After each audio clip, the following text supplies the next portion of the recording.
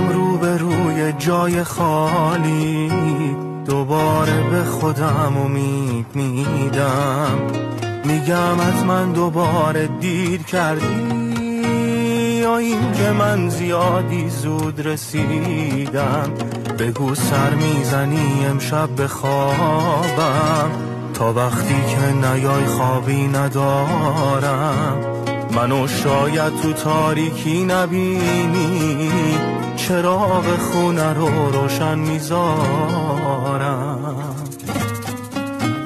نمیخوام از خیال تو رهاشم، نمیخوام اصلا این عاقلاشم. از اینجا لحظه ای بیرون نمیرم، میترسم که بیای خونه نباشم. صدا تو جا گذاشتی تو اتاقم، هنوزم خنده های تو همین جاست. به غیر از جای خالی و نبوده، همه چیمون درست عین قدیم است.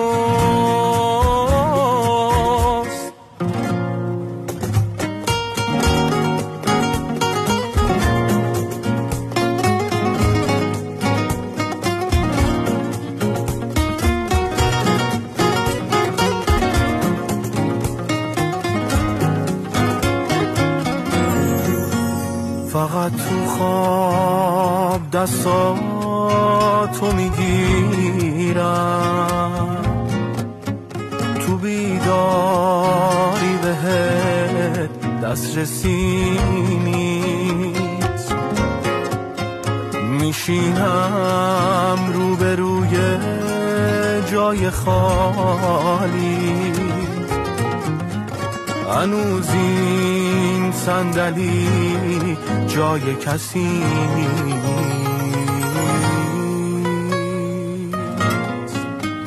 نمیخوام از خیال تو رهاشم، نمیخوام اصلا این عاقلاشم.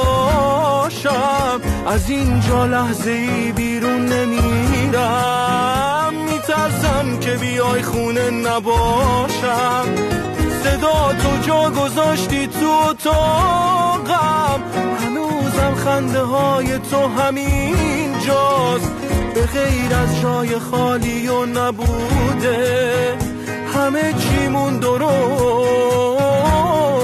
عین قدیم است.